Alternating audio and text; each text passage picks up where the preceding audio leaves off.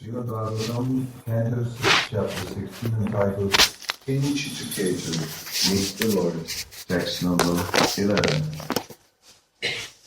Nadatatma hi guna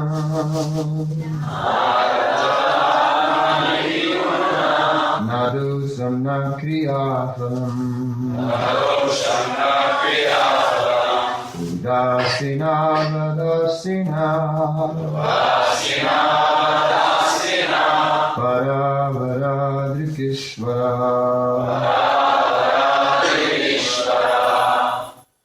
Not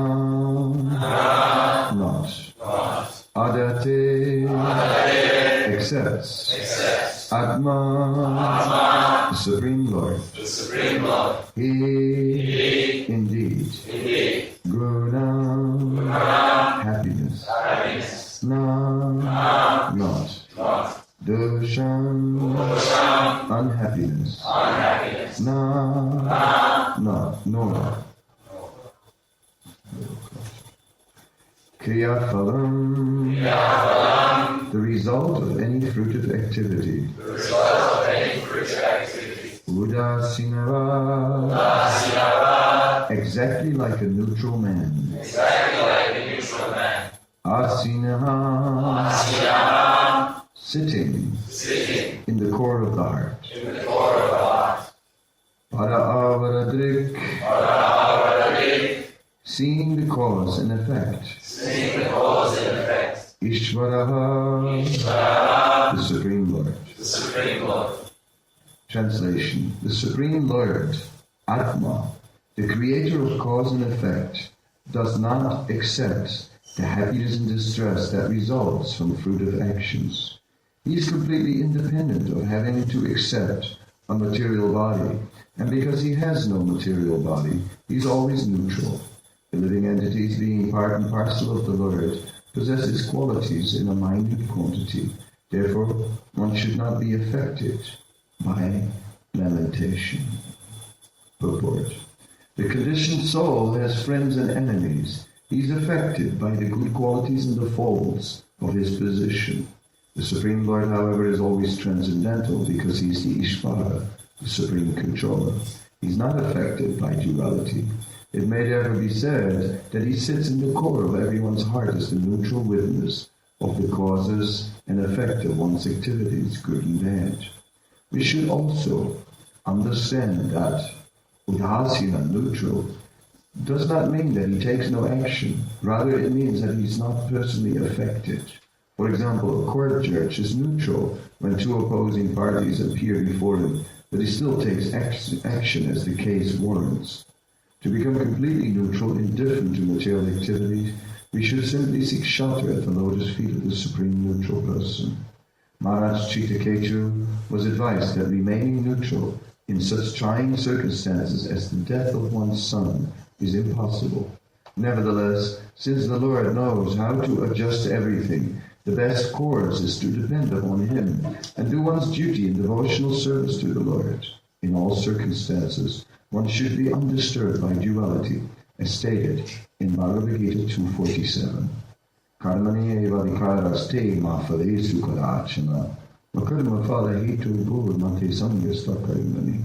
You have a right to perform your prescribed duty, but you're not entitled to the fruits of action. Never consider yourself to be the cause of the results of your activities, and never be attached to not doing your duty. One should execute one's devotional duty, and for the result of one's actions, one should depend on the Supreme Personality of Godhead. So Maharaja Ketu was finding himself in extreme conditions of life. Somehow or other, due to great misfortune, his newborn son, his only son, somehow or other left this world. So it was a great cause of grief, and what to do in such a situation. Even a devotee becomes affected by feelings of distress at such a time.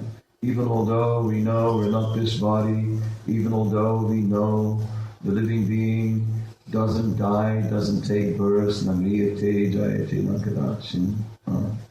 The soul cannot be killed, hanyate, hanyamani, sarire. We know all these things, but at such a time, one becomes overwhelmed by emotions. Maharaja Ketu at the time was not so rooted in transcendental knowledge. He had not really been active in spiritual life. So therefore, it was even more overwhelming for him.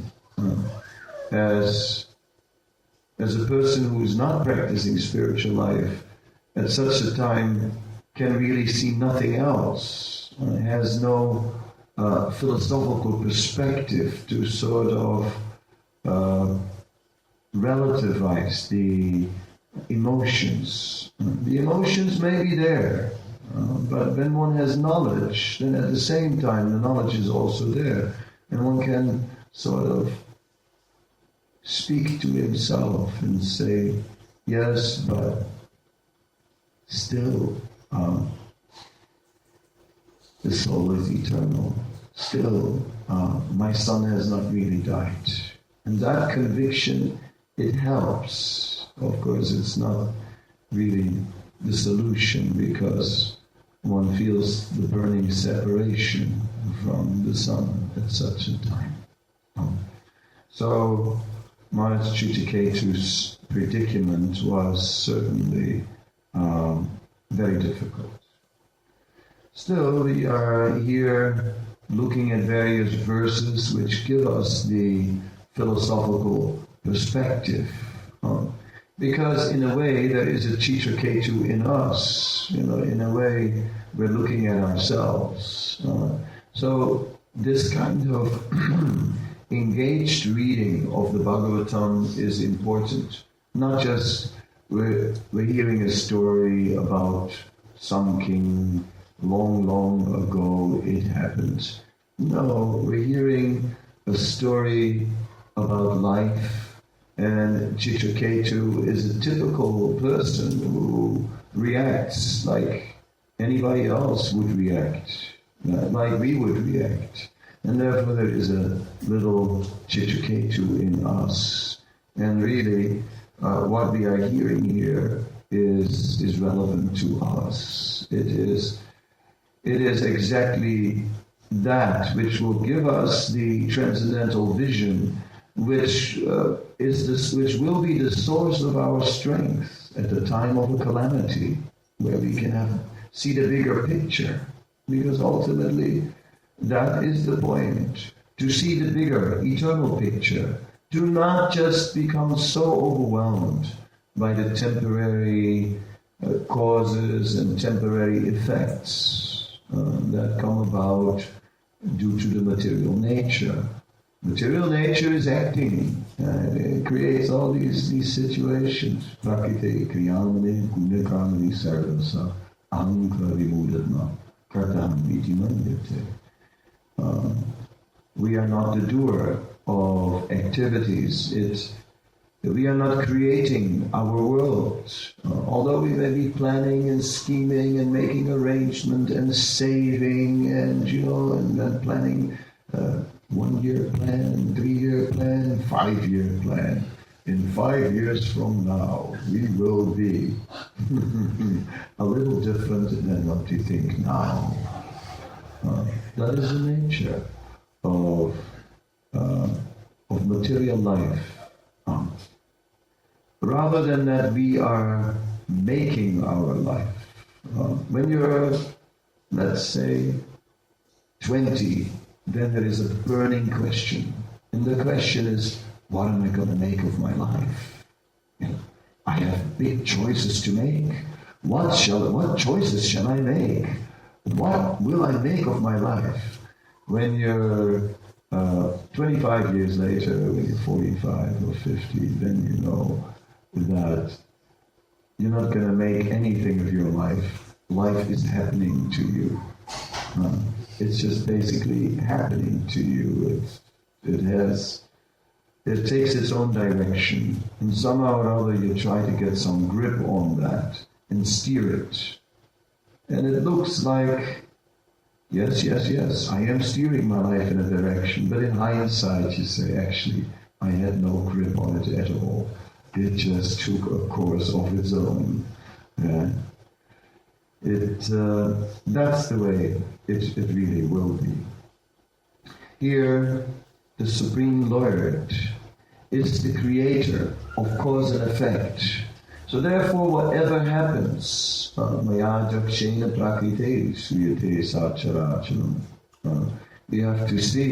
that the Supreme Lord is behind everything, that the Lord is really the cause of everything, and that the Lord has a purpose. It's not just happening without any meaning. Rather, there is a meaning to this world. There are different worldviews, that people have. Sometimes one worldview is this world is a playground. It is basically a place for us to enjoy and have a good time. That's one approach to life. It's a particular outlook. Another worldview is this world is like a classroom. We are meant to learn. It's meant to be a learning experience. So the second worldview is more in line with Krishna consciousness. That we don't think this material world was designed by the Supreme Lord for our enjoyment. It was a gift to us. Oh, thank you so much. Oh, gee. So wonderful, wonderful. No, it's nice, but not that nice. I have one deep trauma that they say if you speak about your traumas, you get relieved. So I thought I would share this one with you. Since you're many people, maybe it will bring me some relief. It happened quite some years ago that we were on a bus journey in Europe, and we were traveling from Central Europe to the north, to Scandinavia. And the tour organizer organized suitable videos for us for on the way, polar bears and penguins. So we're getting ready, we're going to the north in Europe. North means cold, and So it was sort of appropriate, and everything seemed to be all right. We were watching a movie about the emperor penguins. They're enormous, 1 meter 25 tall, right? And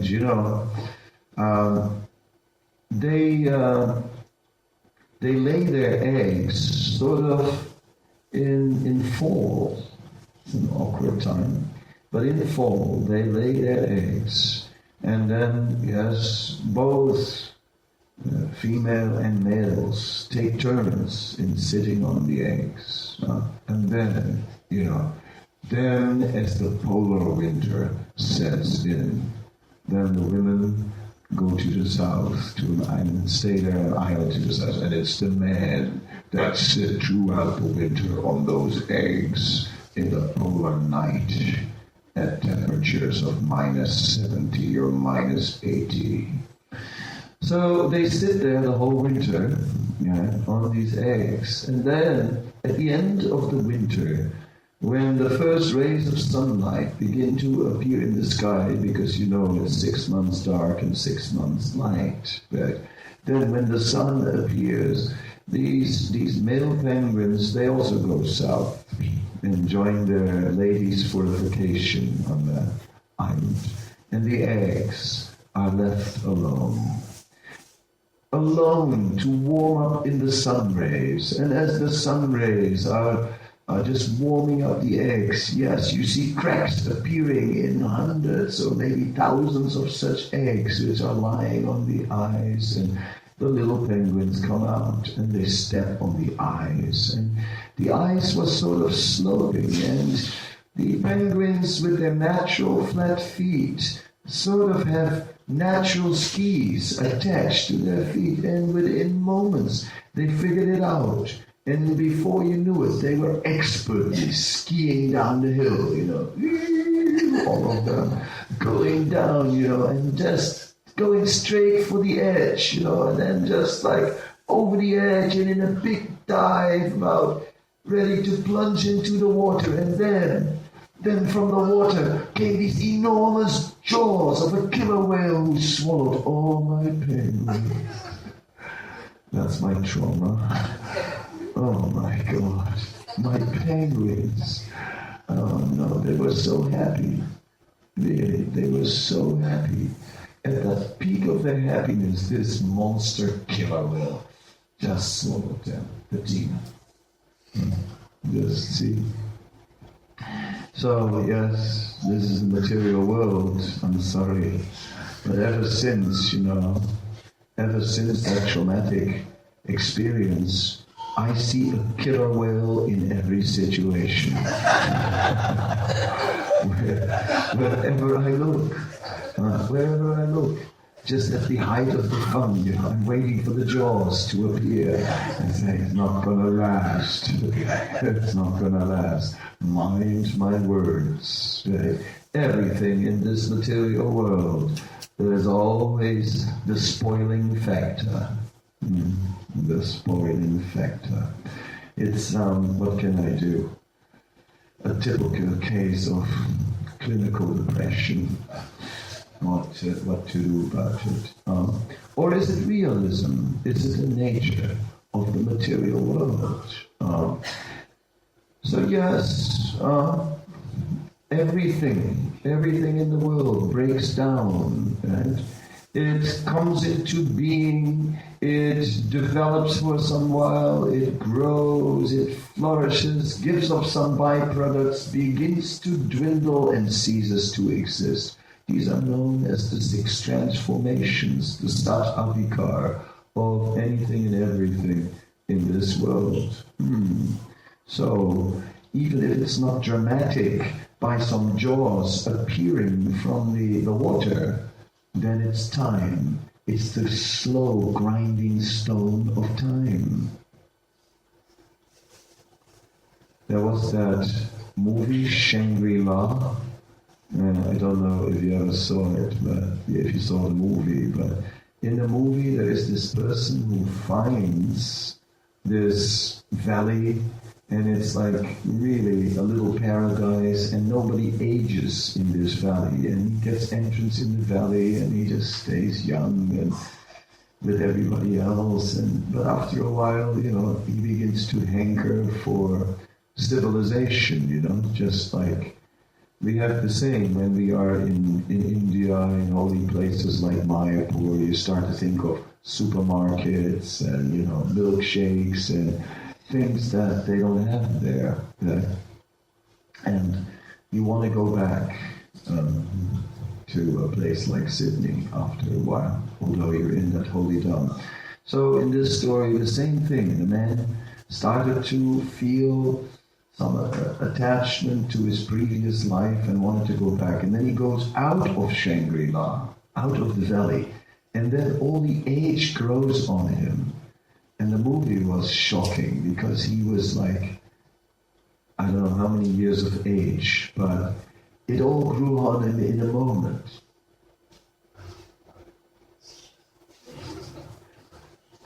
And in the end, within 30 seconds, he was old. And you watched the whole thing on screen. It was a shocking way of seeing old age appear. It looks less shocking over time, but ultimately it's the same. And the skin is flapping, the organs are bulging, and so on and so on. And I won't get graphic, don't worry.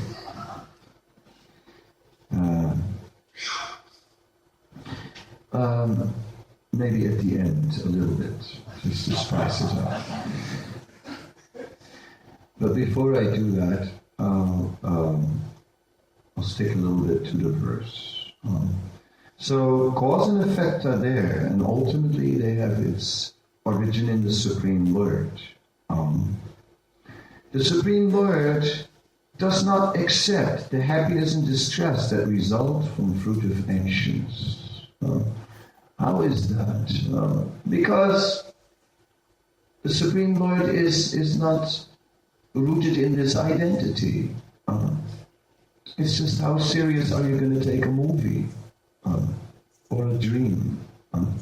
Last night I dreamed it was hot, and I was dreaming that I was somehow or other in a cage with lions. But then I said to myself, you're dreaming. And as soon as I said that, I didn't care anymore, I said, don't worry, you're dreaming. You're only dreaming. Still, I climbed up the fence somehow or other. I did that, but I didn't take it so serious because I knew I was dreaming. So when you know you're dreaming, how serious are you going to take the material world? Right? It's a play. It's a play, and you just happen to have a part in this play. Oh, it's a real dramatic part of the scene. How wonderful to see you. Have we met before? Deja vu, deja vu. Okay. Yeah, the play has been, played many times. The script a little different, but very similar. Chewing the tube, same thing. So how serious can we take it? The Supreme Lord is seeing this material world is a temporary domain. It's not really where the essence of existence is taking place. But those who are covered, those who are conditioned, they become very much emotionally affected. You can compare it to a child. A child gets emotional about all kinds of trivial things. Right? So, and as an adult, you sort of go along with it. No, really? Oh, yeah, that's very serious. Yes. You play along because you know that it means a lot to the child. Because although the situation is actually not important, the feelings are real. And therefore you have to take the feelings serious. So it's the same with the conditioned soul. A transcendentalist is looking like, here someone is going through love, and here someone is going through depression, clinical, and here's someone getting excited, and here someone is bored. All these experiences are there, and all meaningless. But you can't really say that. Your love has no meaning. Hare Krishna, Hare Krishna, Krishna Krishna, Hare Hare, no. That would be too much. But if you go across the road into the park, right, and you just turn left around the stadium, you walk into this memorial where it says the greatest thing a man can do is to give his life for his country. And I go, yeah. Sure, Sure. And really, give us a break, Send some kids into a war and then put a big stone with some inscriptions on it, to make it, to sort of gloss it over. And we gotta believe all that, Yeah. So it's a little difficult, to take material life serious for one who has transcendental vision.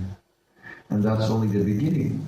Because it begins with vision. But then, as we get more and more purified, we begin to realize that vision.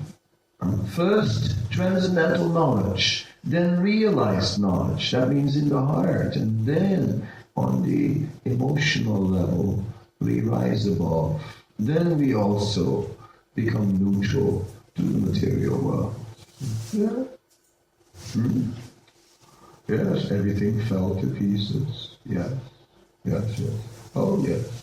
We just won $1 million. Yes. Like that, it comes, it goes, up, down, whatever it may be. So it is said, let me just think. Sarva Maha Gunagan Vaishnava Sarira Krishna Gun Sakya Sanchare. I missed one word in the meter. Definitely missed a word. Anyway, whatever that word is, I owe it to you. But the verse in itself is saying that all the good qualities are present within the body of a Vaishnava. All the good qualities of Krishna are actually manifesting in a devotee. So that's interesting that we get the same qualities of Krishna. By serving Krishna, we get the good qualities of Krishna. By serving anyone, you get the qualities of that person. It's logical, because whatever is important to that person becomes important to you. So if you serve Krishna, whatever is important to Krishna becomes important to you. And the way Krishna conducts himself becomes important to us. In this way, we develop all the good qualities of Krishna by the grace of Krishna. And in that way, we get the same neutrality that Krishna has, but the same interest. Not that spiritual realization means you're cold, like I sort of indicated before. Well, yes, totally neutral, 7 family members just died. All right. I see. Hare Krishna, Hare Krishna. Don't you care? Hare Krishna, Hare Krishna, Krishna Krishna, Hare Hare. Is a devotee then a cold frog, cold like a stone? Doesn't he have any feelings? No, he does. The feelings are directed towards the eternal reality, the reality of Krishna, where Krishna performs his eternal pastimes. There, the devotee is alive. There, the devotee is going through all kinds of overwhelming emotions, much stronger than we know here. Not just, love is a very splendid thing for 3 days, and then it changes into routine. And the romantic moment is there, marriage, honeymoon, and then back down to reality. It's a hot afternoon. He sits there with his fat belly in front of the TV, watching football, footy probably. And she's got gold pins in or something like that. And it doesn't look anymore like the Romans. I saw one movie. It was interesting. In the first part of the movie, the camera is on face height. And there's this man and woman and they fall in love. The next stage, they get married and she gets pregnant. And the camera goes to belly height. And it stays on belly height. And you see how the belly grows and it becomes like everything begins to center around that. Yeah? And then the child takes birth and the camera goes down to child height. And just that camera in these 3 positions tells a whole story in itself. How the focus shifts. And, when it was at belly height, well, she wasn't as beautiful as before. So you see him sort of, going through the whole thing. This is a mundane example. And then the child. So what was the original objective has transformed. It's all become child. That was not what he was thinking about when he first met the girl.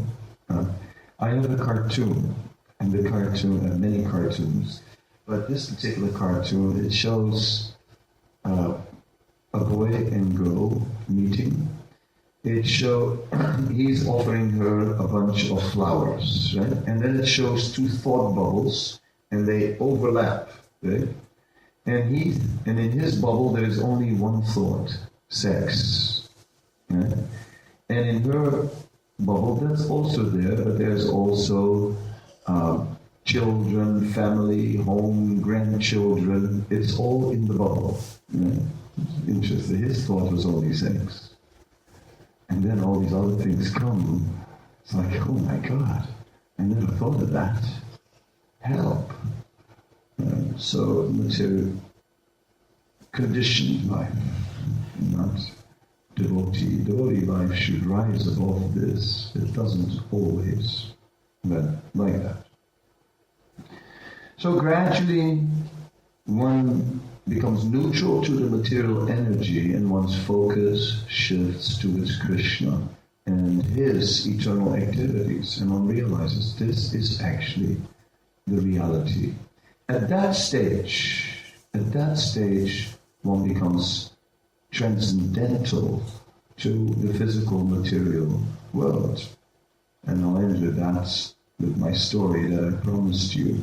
That once I was in the temple in Jaipur, in the Govindaji temple. And in that temple, I went there many times because I used to have a lot of work in Jaipur. And that Govindaji temple holds the old Govindaji deities of Rupa Goswami. So always go to that temple, very nice. And there are these old people there. And there's this old Pandit, he always gives the lecture, and it's always the same lecture. Sansara sagar mein janma mritya chaura hai. He always starts like that. In the ocean of samsara, birth and death are always rotating. So he's like that, giving his lecture. And then behind him, there is an old man, and this old man, he is a little funny. He all the time makes strange gestures. Just during the lecture, he does something like, or, so all the time. So, the first time I saw him, I thought like, well, every temple has one, But then the next thing was that I began to notice that he was doing it when the speaker was making an important point. So really he was doing it for the sleepers, Wake up. Here is an important point being made. All right, it was going on like this. Then towards the end of the lecture, the doors of the altar were still closed. Two men would come. One would carry an enormous key, because a huge padlock on the deity door, a key like this, carrying it on both his hands. Another man, with his nose up, was walking next to him. Then when they came to the door, the man with the nose took the key from the other man and opened the lock. And it clearly was some sort of hierarchical relationship here. And then the doors opened and the pujaris, they started the arati, and it was a big thing. And then at the end, they come out with the water. And they have a big pot, not just a little, but a big pot too. One carries the pot, the other one is walking next to him. And they throw water. I mean, not 3 drops, bring an umbrella or whatever. I tell you, soaked. You get totally soaked. And then, what happens next? The local people, they just open their mouths to catch the water. That was nice. And then in the back, there are these old men, and they are leading a kirtan. They are the kirtan leaders, and it goes something like that. Govinda, Govinda, Govinda, Govinda, Govinda, Govinda. I almost fall backwards. The cough is also part of it.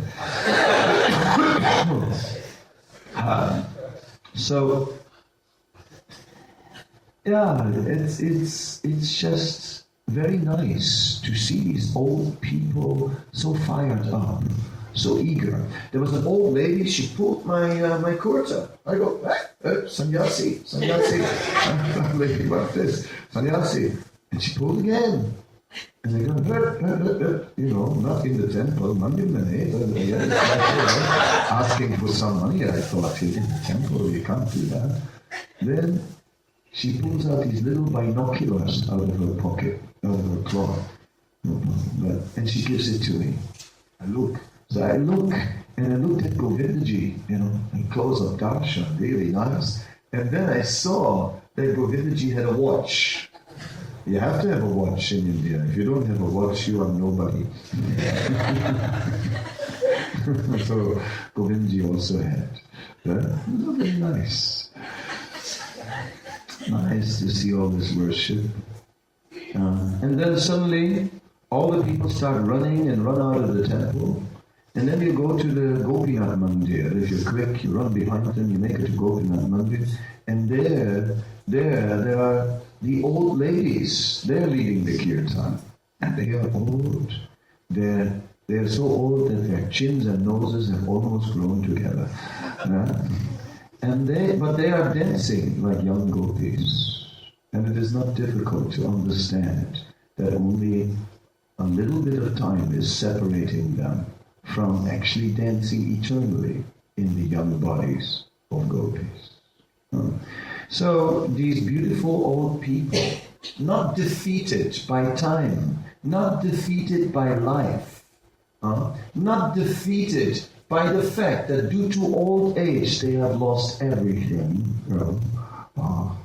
No, not defeated at all, because they are fully absorbed in the eternal spiritual world.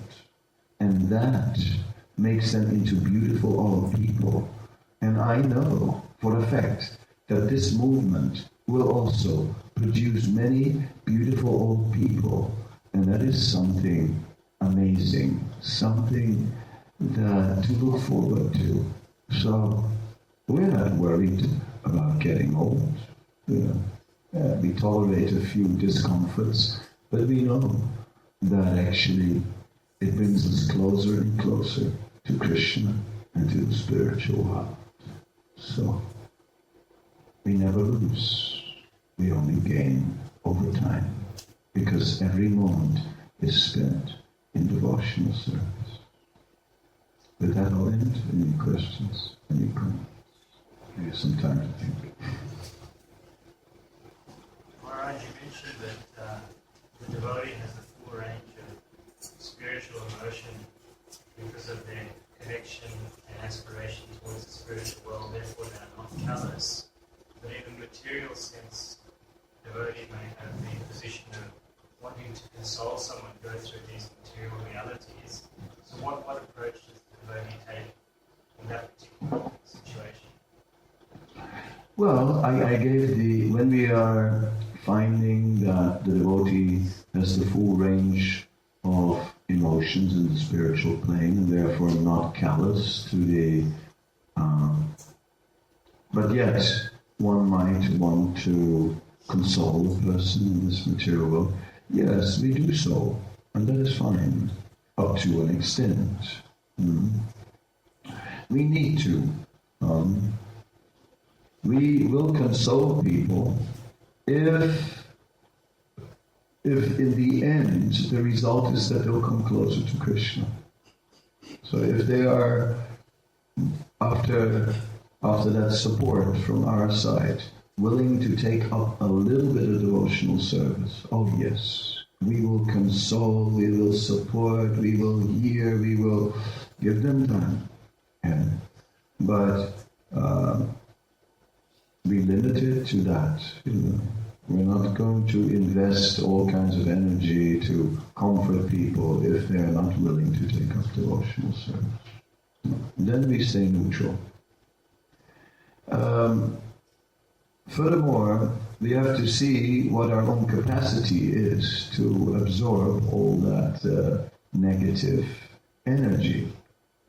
People going through all kinds of negative emotions can be draining to deal with. So one must make sure that one doesn't become, that one doesn't pour so much energy into supporting others that one actually becomes disturbed in one's own spiritual practice. Because we are maybe not so transcendently powerful as yet, we are still, although we have transcendental knowledge, we also still have some material conditioning. So we must find balance there, that we don't overdo it. You have to look after yourself so that you stay spiritually strong. So not this kind of complex where I'll sacrifice myself for the good of everyone else. We're not ready for that. We're not ready for that. So save yourself, look after yourself, then take on the burdens of others who are interested in Krishna consciousness and can do some service. And we do something for the general populace, trying to put transcendental knowledge out there. Like that, we are engaged in welfare work. But don't forget to look after yourself.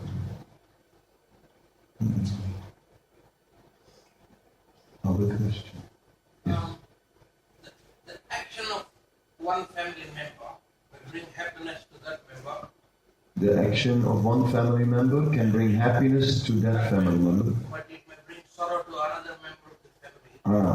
How do we resolve the situation? But it may bring sorrow to another family of the member. How to resolve this situation?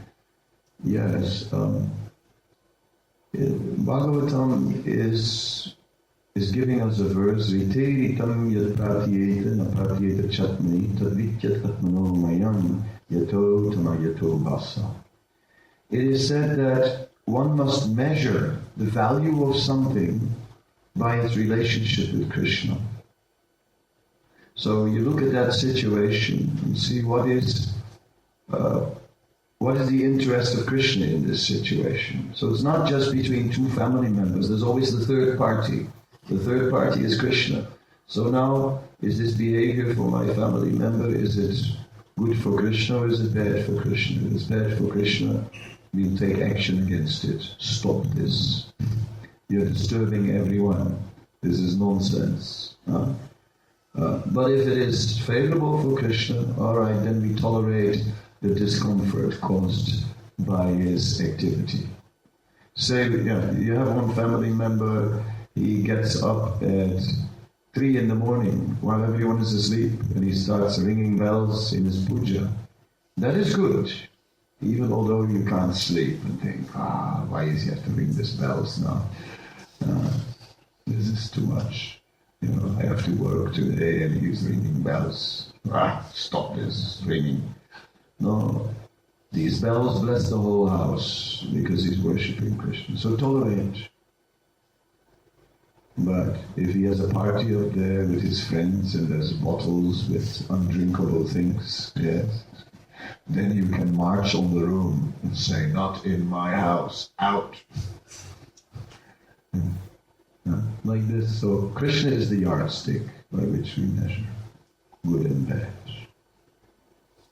And that's the nice thing, like when you have a verse like that from Bhagavatam, suddenly everything is clear. You measure the value of anything by its relationship with Krishna. Suddenly everything is simple. What shall we do, what to do, what not to do, I'm not sure, I'm in doubt. All doubt cleared. Measure it by what's beneficial for Krishna.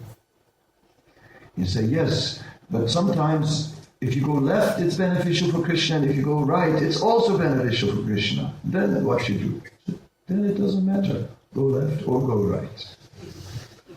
As long as it's beneficial for Krishna. Anyone? Yes. Maharaj, you talked about the focus, the focus in life takes turns. Like for example, for me, like with the kid, the service that I was doing before, I don't have the time and the thing. So during this phase of life, how do you keep up the motivation? Motivation is always there, right? And it's the same battle at any stage in life. But yes, we go through stages. I have some cartoons. This cartoon shows first picture, a child, baby just born, and the caption says, too young. Next picture shows a couple in love, hand in hand, full moon behind them. Too much in love. Next picture shows a family, a few kids, bags with groceries. He's got a phone, a computer, a drill, and a screwdriver. They have 6 arms, they're too busy.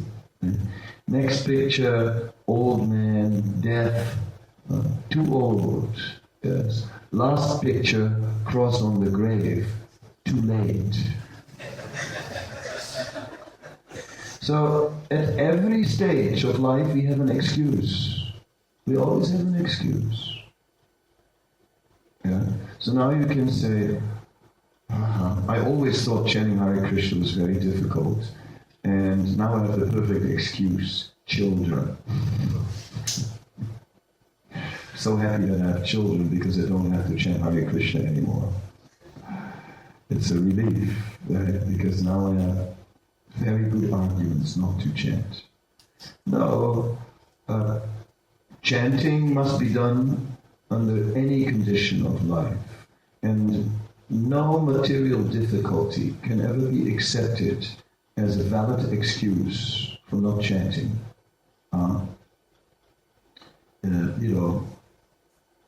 You come and why didn't you chant your rounds today?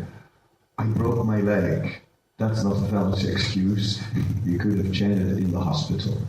So, yes, I was unconscious. Well, then you should have started chanting when you regained consciousness. Yeah?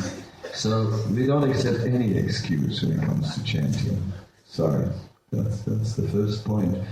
And that's how we have to deal with ourselves. See, you have to take charge of yourself with intelligence, as if you are another person.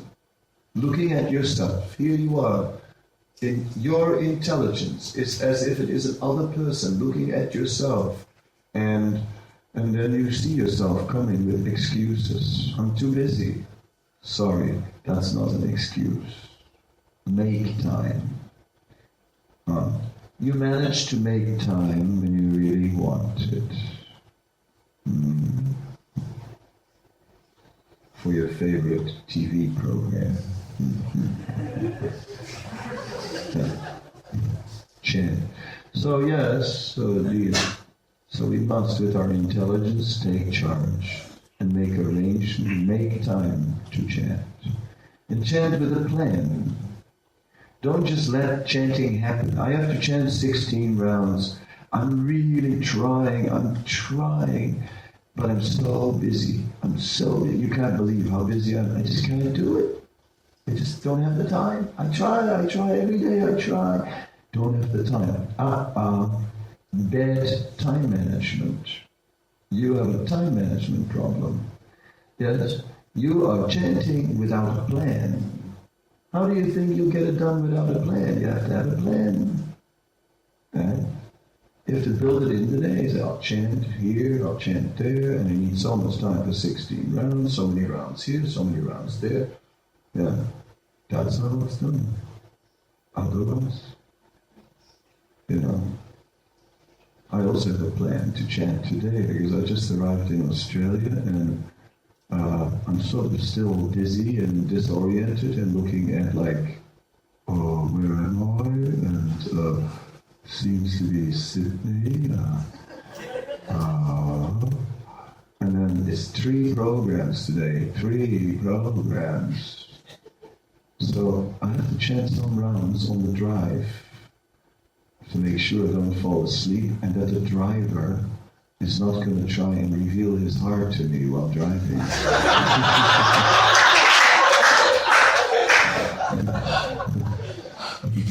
So I have a plan.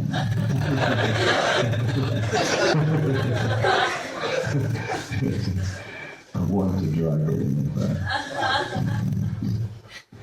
So chant, if you make a plan for spiritual life, and it will go. Okay, thank you all very much. Srila Prabhupada ki jai.